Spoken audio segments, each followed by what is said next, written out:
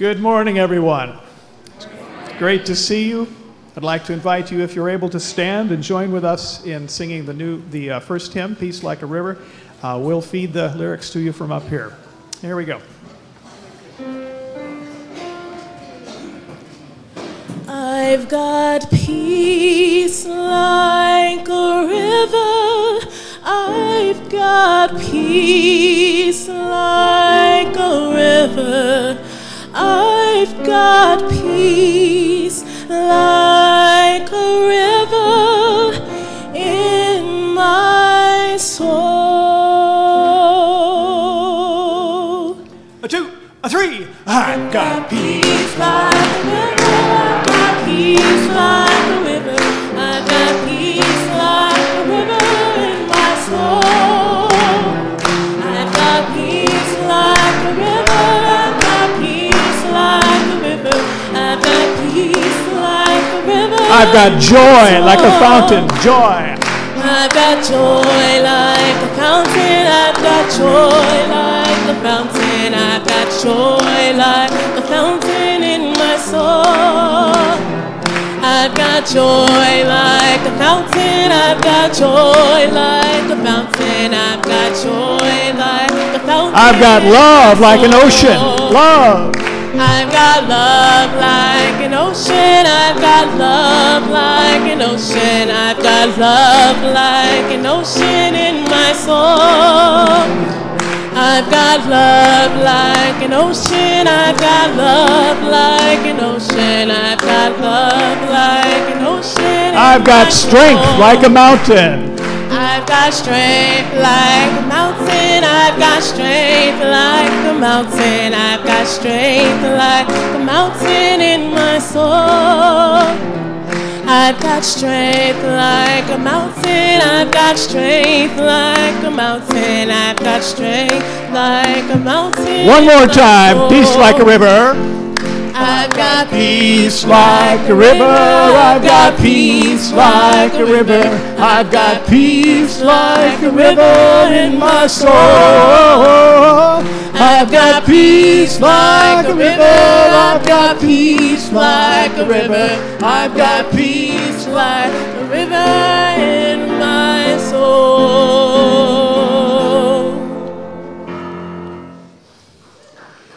Woo! Can I get an amen? That's right. Who needed that this morning? Right?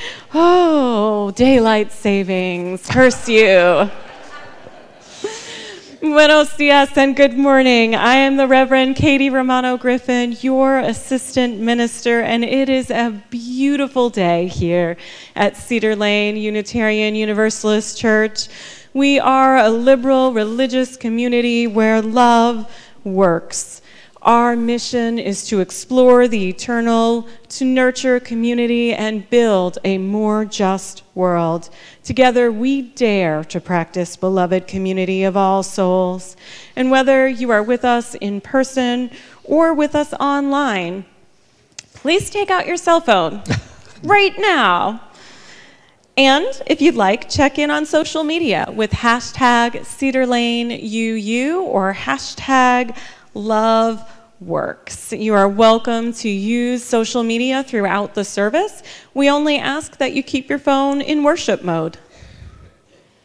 Please know that whoever you are, wherever you are from, whomever you love, wherever you are on this life's journey, whatever your identity, gender identity, beliefs, or immigration status, you are welcome here. Our lay pastoral visitors work closely with the ministers to support the pastoral ministry of our congregation. If you have a pastoral need or concern, Tim Persons, if you can please rise, Tim, thank you, will be available by the Joys and Sorrows Candles table after the service. A special welcome to those joining our service online this morning. Whether in the moment or catching up with us later, we're glad to have you with us. If you are new to Cedar Lane or visiting, we have a small gift for you. Please raise your hand if you are comfortable doing so and keep it raised for a moment so our ushers can find you. Thank you for choosing to worship with us today. All are invited to stay after the service to enjoy coffee and conversation. Visitors, members, and friends know that if you choose a yellow mug, our friendly Cedar Laners will greet you because at Cedar Lane, are you ready? Yellow means... Hello. Beautifully done.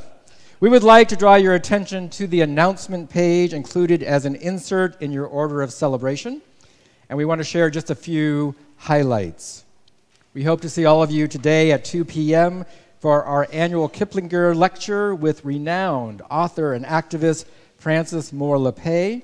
Her talk will be based on her latest book, Daring Democracy, Igniting Power, Meaning, and Connection for the America We Want, which she co-authored with organizer and scholar Adam Eichen. Please connect with Ron Uten or Nancy Jansen of our Action in Montgomery team if you're interested in participating in a planning session for Get Out the Vote on March 13th. We're at a critical time in Montgomery County's history, so Get Out the Vote is going to be more important than ever. Cedar Lane has committed to bringing 45 people, and there's 758 or so of us, so the odds are in our favor. March 14th from 7 to 10 p.m. at Congregation Har Shalom in Potomac, a dialogue between an Israeli settler and a Palestinian activist from the West Bank who are committed to peaceful coexistence in a tiny sliver of land that both call home, will be entering into conversation together. Please join me and the brilliant Jenny Lynn Moyer for Vespers this Wednesday evening at 6:45 in the chapel. It's a time for quiet reflection and return for the incredible, joyous, holy, and colors of spring celebration on Sunday, March 18th at 3 p.m. here in the sanctuary. Now wait, there's some special instructions for Holy, right? Right, so some of you who have been to Holy before might know you want to bring a change of clothes, maybe an old t-shirt, some jeans, to take part in the throwing of colors and powders. And if you haven't looked at the pictures online, the website has some pictures of a whole bunch of us just covered in beautiful, exciting colors. It is a free-for-all of joy, so join us. And line your seats with towels in your vehicle. Yeah. Right. Please join us for deportation defense preparation training on March 19th from 7:30 to 9.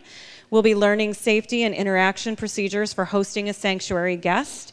While we do not have any plans to have a guest anytime soon, with the increasing number of ICE raids, that likelihood kind of increases every day. We want to be ready to be the best hosts that we can. The apartment is ready, so we want to make sure that our congregation is ready to support a person or family, and we need to be responsive within 24 hours. So having our training is an important piece of that puzzle. And I have two other special announcements. The first is, it's Wangari's birthday. So happy. I think it's very brave to serve as a worship associate on your birthday and also on a day when we roll the clocks forward. And we have another special announcement. Barbara Potzik was with us in our first service. Barbara is a member of the Flower Team. She was a member for 12 years. This is her final arrangement with the Flower Team. And I just want to thank everyone in the Flower Team, and especially Barbara Potzik, for creating art that is rooted in a deep spiritual practice for us each and every week to enjoy. So thank you, Barbara and Flower Team. Now please turn and greet your neighbors. Good morning.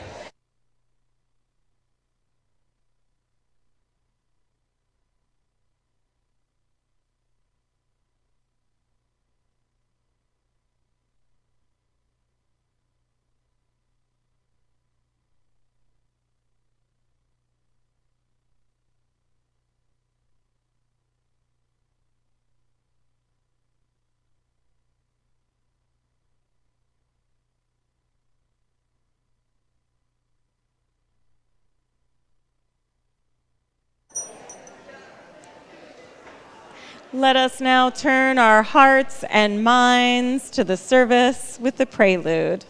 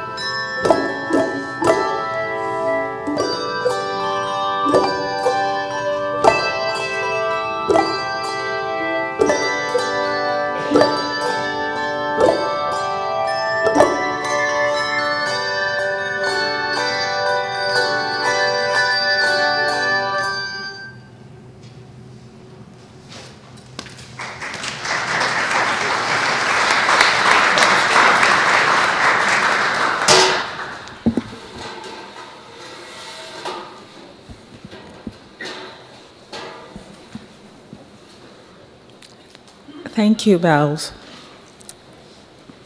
As Tim Persons comes forward to kindle our chalice, symbol of our shared faith, please rise in body and or in spirit to share the chalice lighting words printed in your order of celebration. We pause this morning from the chaos of the world to reclaim the beauty within these walls that carries us through our week. Let us lift this community onto our shoulders with pride and grace-filled expectations for our lives, for the children of the world and their children. Now our musical offering.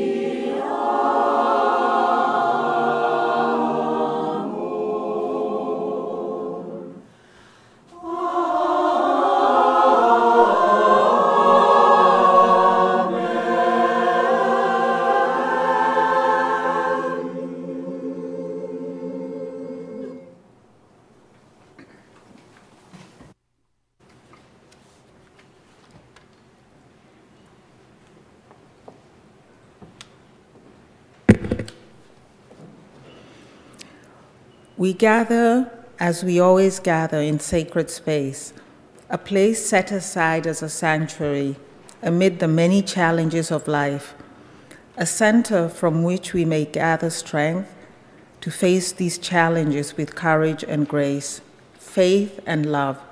In this time of reflection, we lift up those in our community who are living through the small and extraordinary milestones of life. Our hearts are with those for whom parenting is a primary spiritual practice. We hold in our circle of care those who live with grief or chronic pain, with illnesses seen and unseen, with mental illness or addictions, those who have suffered abuse, and those who care for family members in ill health. we hold in our hearts and prayers Susan McNellis and Regina Sims, who have both had great losses this month. Susan McNellis' mother passed away last week. She was 91. Please hold Susan and her family in your hearts and prayers. They are headed to Chicago for her memorial. Cards are welcome. Regina Sims' brother passed a week ago. The memorial service is on March 12th. Cards and calls are welcome. A service in celebration of the life of Cedar Lane member Cheryl Zocchi will be held on Saturday, March 17 at 2 p.m. in the chapel. Reverend Abi will officiate. All are welcome to attend. In lieu of flowers, donations in Cheryl's memory may be made to Cedar Lane UU Church.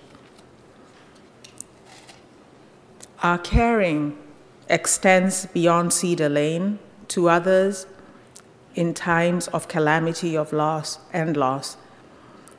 Especially, I think right now of other countries where my daughter is, like the United Kingdom, at Nottingham Trent University, where there was a hate crime against Black students. For of these friends of ours, our companions in the world, and all that lives unspoken in our hearts, be held in the embrace of prayer and silence. Now for the next prayer. Excuse me. Hymn 1009.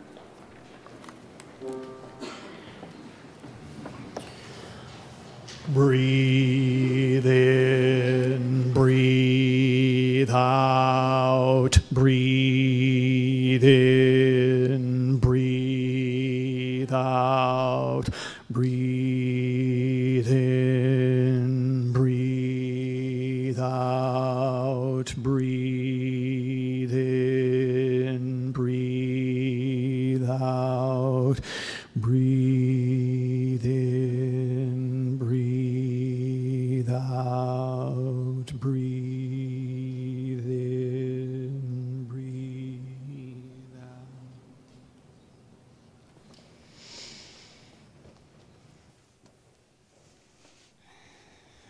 We're going to use our bodies and our breath in our meditation time today. So I invite you to set your hymnals to the side. If you are comfortable and able to allow your feet to settle in a comfortable position, rest in your chairs. And as you inhale, make good, strong fists that are comfortable for you as you inhale. And then when you exhale, breathe out, release your hands, and close your eyes. Open your eyes when you inhale, making good, strong fists when you inhale. Breathe out. Close your eyes, relax your hands. Continue to make those fists as you inhale, opening your eyes. Breathe out, opening the hands, closing the eyes. Just continue this process.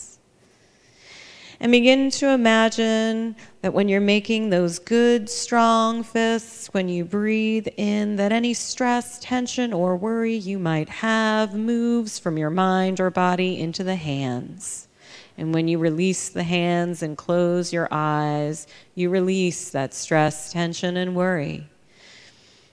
Inhaling, breathe in, good, strong fists. Eyes open, breathe out. Closing your eyes, relaxing the hands. Allow any discomfort you might have in your body, maybe your neck or shoulders, where some of us hold our tension. Put it into the fists when you inhale. And when you exhale, release the stress, tension, worry. And your eyes might desire to remain closed or focus on a candle or the windows. Just continue to breathe in and breathe out, making those fists when you inhale. releasing the hands when you exhale. If your mind starts to get busy, go ahead and let that busyness float into the hands when you inhale, and release it as you breathe out. Breathing in, breathing out, aware of your body and the chair and the people around you, held in community as we breathe in and breathe out.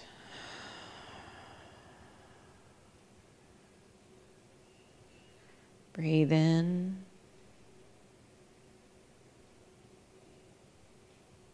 Breathe out, relaxing with each and every breath. In a moment, we're going to enter the silence together, holding it with our breath and our intention. Anyone who is mourning the loss of a loved one or the anniversary of a loved one is invited to rise in body or spirit as we hold the silence with our breath. Breathing in, breathing out.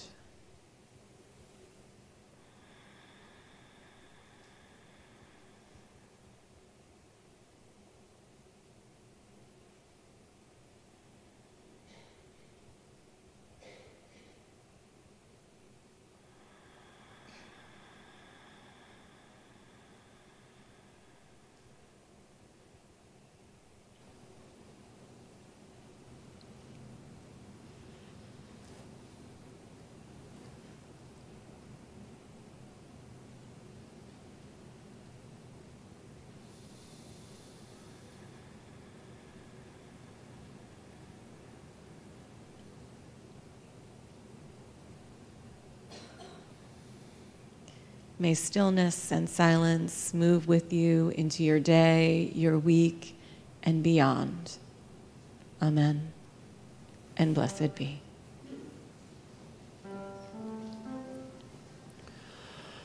Breathe in, breathe out, breathe in, breathe out. When I breathe in,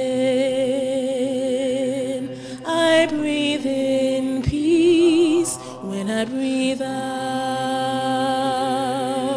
I breathe out love. When I breathe in, I breathe in peace. When I breathe out, I breathe out love. When I breathe in, I breathe in peace. When I breathe out, I breathe out love.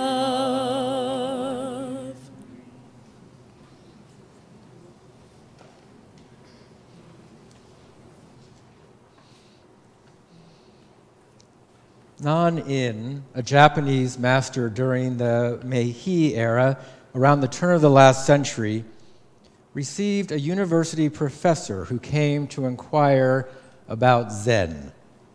Nan-in served tea. He poured his distinguished visitor's cup full and then kept on pouring. Trying to be polite, the professor watched the overflow until he could no longer restrain himself. "It is overfull, no more will go in," he cried. "Like this cup," Nan-in said, "you are full of your own opinions and speculations. How can I show you Zen unless you first empty your cup?"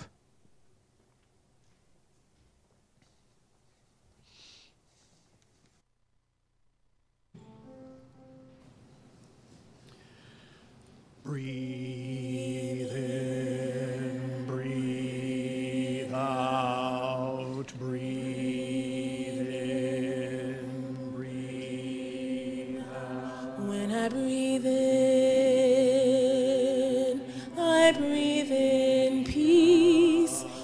I breathe out, I breathe out love. When I breathe in,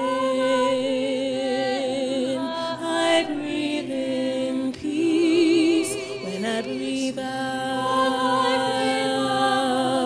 I breathe out love. When I breathe in, I breathe in peace. When I breathe out, I breathe out love. When I breathe in, I breathe in peace. When I breathe out, I breathe out love.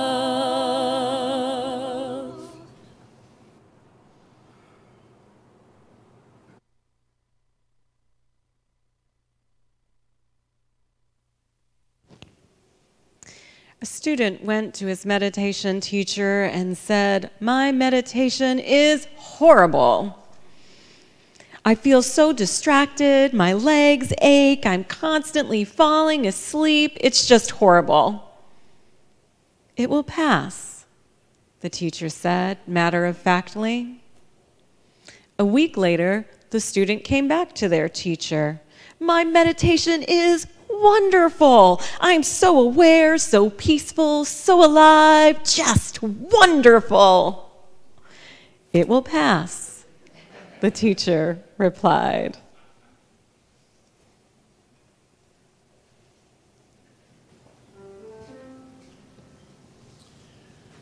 Breathe in, breathe out. When I breathe in, I breathe in peace. When I breathe out, I breathe out love. When I breathe in, I breathe in peace. When I breathe out, I breathe out love. When I breathe in, I breathe in peace. When I breathe out, I breathe out love.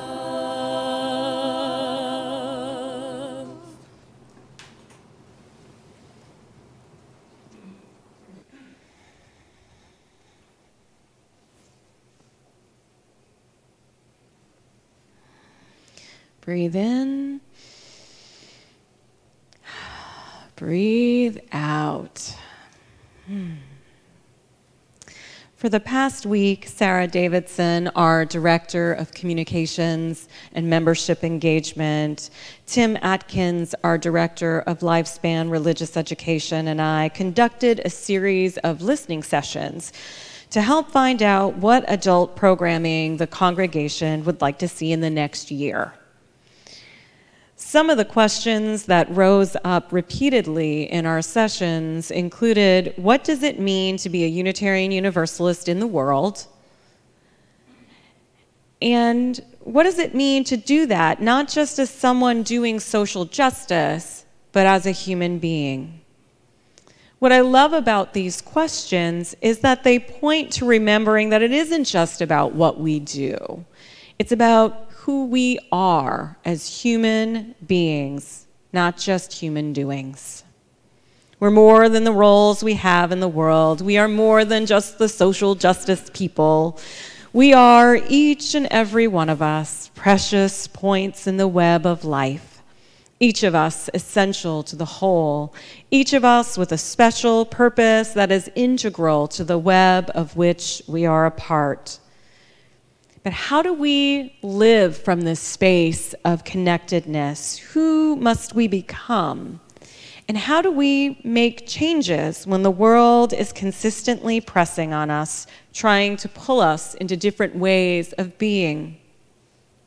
If I could create a plan for beingness that springs from our faith, one of them would be this.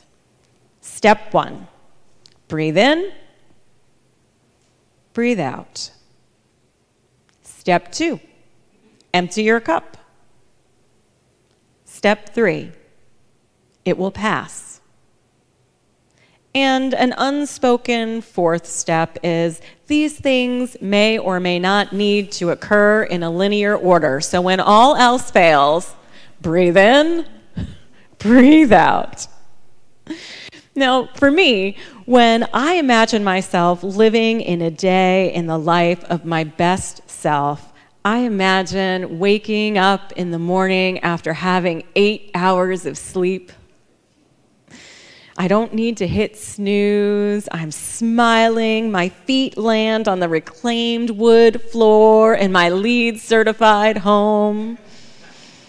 I skip into the kitchen where I make a green smoothie from the organic vegetables I grew myself in a container garden. I toss the ends of the carrots into the compost bin that lives in my kitchen right next to the well-labeled recycling and trash bins. I go for a quick 5-mile run because I'm fit like that, before returning home to my husband, Sean, who's sipping his fair trade coffee. And my son, Nicholas, is with him. They're chatting about world events. There's no last-minute diving deep into the backpack looking for mashed pieces of homework. Oh no, not in this world. They both pause to smile and wave at me as I head to my office for my cool-down yoga. And then we pray and meditate together for a half an hour as a family. I get into my electric car that is powered by the solar panels on my house and make my way to work. Traffic, who cares, right? I even smile at the nice lady who cuts me off. She must be in a rush. I have compassion for her. I pass on the latest tin of brownies that appear in the office. I'm even calm, cool, and collected as I navigate those 1,000 emails that appeared overnight. When I head into DC to support our justice efforts, I bless all of the counter-protesters with love, smiling as I pass their inaccurate and violent signs. I honor their inherent worth and dignity while lovingly disagreeing with them, because this is what democracy looks like. Oh yes, I am calm, cool, and collected. It's a beautiful vision, isn't it? I bet you have a dream of your own. It might even be a little bit something like mine. Something aspirational, where all aspects of our 7 principles are somehow embodied. But reality can be different, right? I mean, come on. We get glimpses of what we aspire to. But living it all the time, that's where the work is. It's super hard to do. And there's a reason why it's hard to do. There's lots of reasons, actually, but one of them rises up from message unit theory, which was developed by Dr. John Kappas. And Dr. Kappas said that really only 12% of our mind is conscious. And in that 12% is where we have our willpower, reason, voice, and decision-making. That means 88% of our mind is unconscious or subconscious, and that's where all of our patterning lives. Now, each and every day, in each and every moment, our mind is taking in billions of message units. But really, we can only handle about 7, plus or minus 9 at any given moment. So imagine that 12% like a circuit, and there's all these things trying to plug into it, and then there's 88% pushing back. Well, eventually, that circuit's gonna blow. And if you've ever gotten up in the morning and all of a sudden found yourself in the bathroom and wondered what you were doing there, that's an indication that that 88% was in control. And the same thing happens when you're driving to the grocery store, but you don't remember the last couple of lights you drove through. That tells you that your conscious mind was in the back seat and it was your subconscious patterning that was doing the driving. And this makes it incredibly difficult when we want to make changes in our lives. And I'll give you an example. Let's say you wake up in the morning bright and cheerful because today's the day you're going vegan. That 12% of your mind says, all right, I've got willpower, reason, voice, decision-making, I'm going vegan. 88% says, bacon, bacon, bacon. But that's all right, you're doing okay. You go into the bathroom, you're brushing your teeth, you know why you're there because today is your vegan day. Get in your vehicle, get cut off in traffic. Those message units are increasing as they continue to assault that 12% that is your conscious mind. And the 88% is like, oh my goodness, this is so stressful. Just give me the bacon, please. You go through your day, and maybe you make it to 5 o'clock. But I'll tell you, by around 5, 6, you're ready to steal the bacon from some kid walking past you, because that 88% is in control, and tomorrow is the day when you're going to be a vegan. But there is a way to keep your conscious mind in control, or at least more in control, to stay present to the world around you and that still small voice. And it begins by breathing in and breathing out. You see, that sense of overload that happens when that circuit that is your conscious mind, when it blows, your sympathetic nervous system, that fight or flight system in your body that makes your heart beat quickly, is activated. But when we breathe in and breathe out, we can intentionally engage our parasympathetic nervous system and slow things down, re-engaging with our willpower, our reason, our voice, and our decision-making capacities. Adopting a daily spiritual practice of meditation, prayer, yoga, and mindfulness can make remembering to breathe even more effective. And if you're new to meditating or having a hard time breathing deeply, I recommend pulling out an emergency bottle of bubbles. And if you're ever low, come see me. I keep them in my office right next to the chocolate. What I love about these is you must inhale fully and exhale completely when blowing bubbles. 2 to 5 minutes is all you need to feel renewed, relaxed, present, and in control. You don't need to remember a chant or to try to observe your thoughts as they float away. Sometimes we're too stressed out to do that. So if you get into that kind of situation, blow bubbles. Breathe in, breathe out. And then step 2, empty your cup.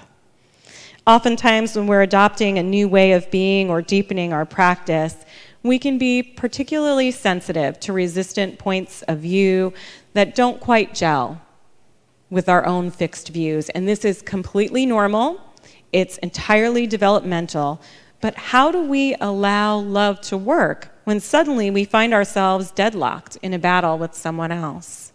How do we let our emerging views expand but keep our passion to make the world a better place?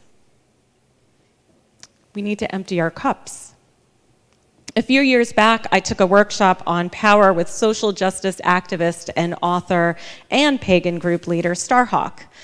Starhawk shared with us a story about an intentional community that erupted into a moment of chaos when disposable plates were used for a communal meal. The community was divided into 2 sides over the issue, and each group had very good intentions. One side wanted to make it easier on the kitchen staff, who'd worked really hard that week, and the other was angry that the environment wasn't considered a priority.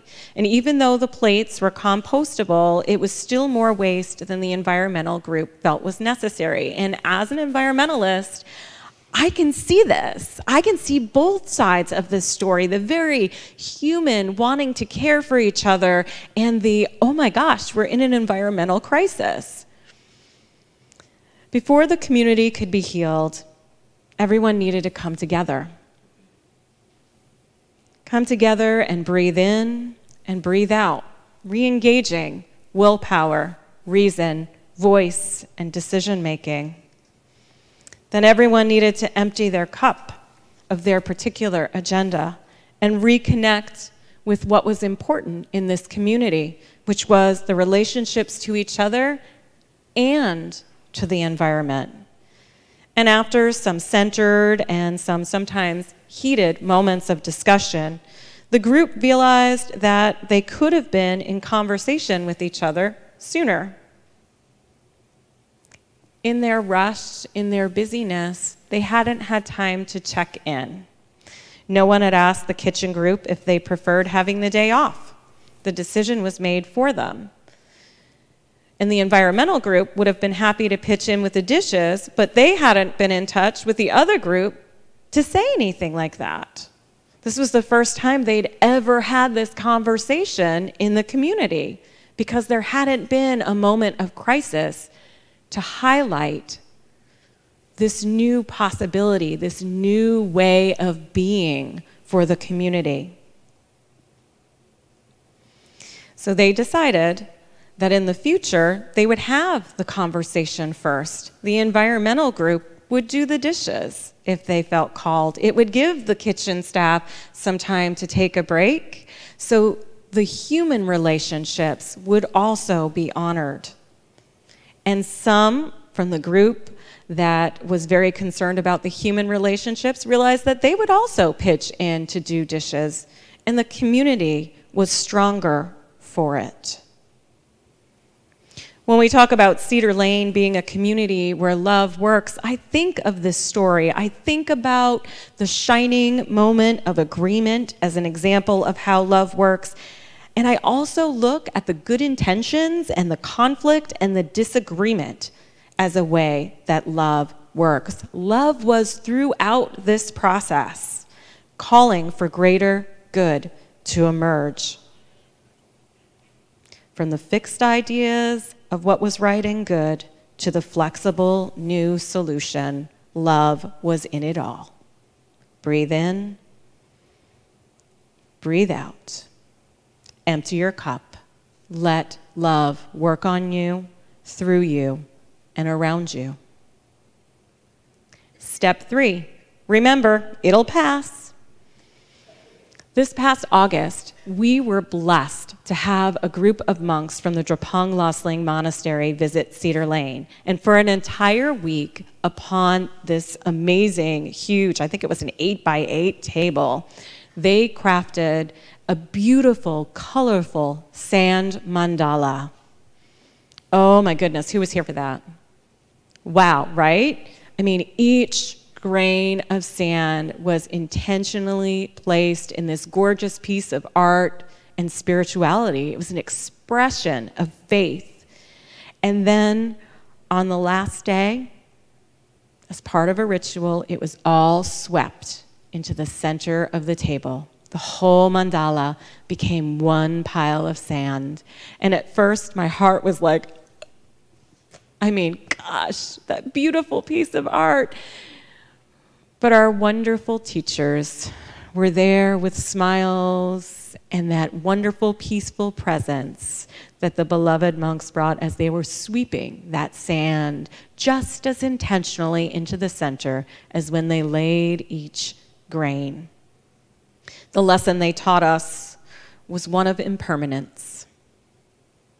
All things, things of beauty and things of pain, pass. Whether you're enjoying a run of good luck or facing something challenging in your life that's causing your faith, your worldview, or even your family to expand, breathe in, breathe out.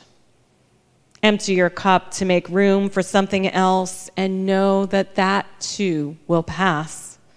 And through it all, through each and every moment, may you remember that you're not alone.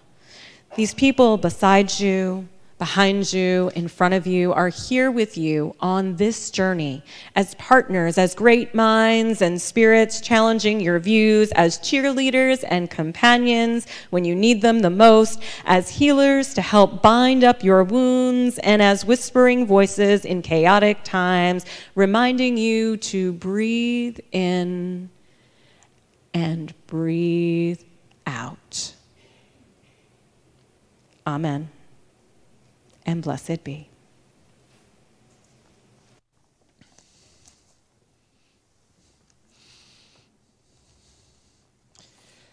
Thank you, Reverend Katie. We have reached the time in our service where we celebrate the gifts we have in our lives and share them with the community.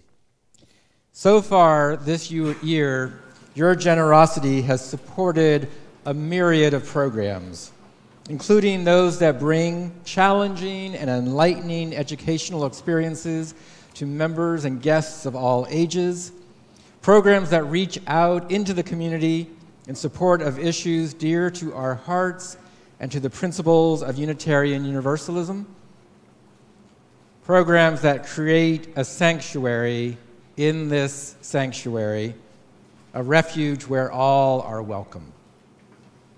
The ushers will now come forward with the collection plates. If you would like to text your gift, you may do so by texting CLUUC $ and the amount to 73256. Those instructions are in your order of celebration. Today's offering will now be given and most gratefully received.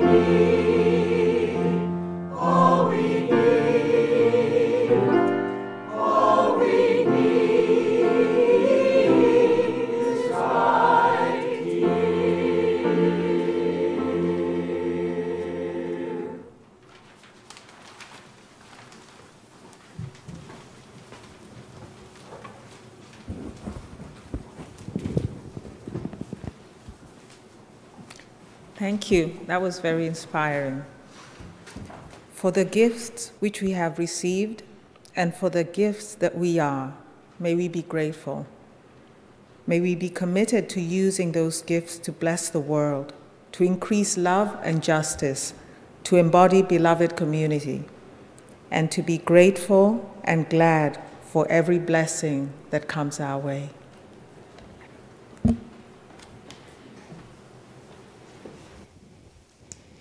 Thank you, Wangari and Norman and AV team and music team and bells and pastoral visitors and flower team and all of you. It is good to be together, to choose to come to a space each week to witness each other's lives and hold space for each other even when we're having trouble holding space for ourselves. We've been in this sacred space, quiet with readiness, hushed voices, hoping, trusting for so many things, for connection, for community, for inspiration, for transformation, for healing, for wholeness, for words, for music, for celebration, for consolation. In this space, we've brought all of who we are, and together we were moved to be more. Let us be willing to take our changed selves, full of discovery and wonder, into the world to do the work of love and justice. Go forth, present yourself and your still small voices as you endeavor to resist and serve, as you discover your own being-ness. Amen, and blessed be.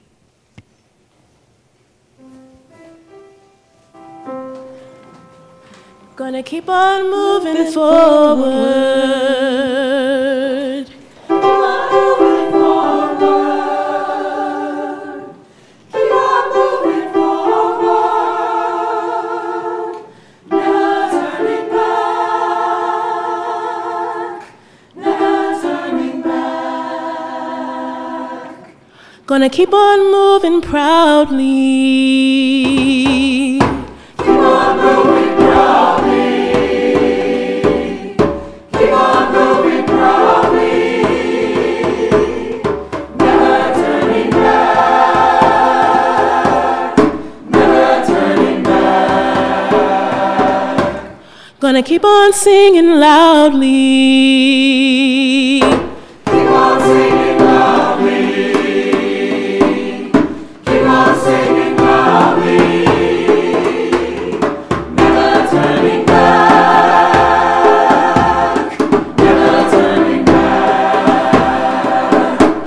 Gonna keep on loving boldly.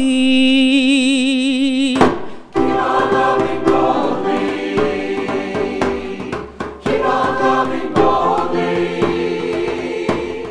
Never turning back. Never turning back. Gonna keep on holding freedom. Keep on holding freedom.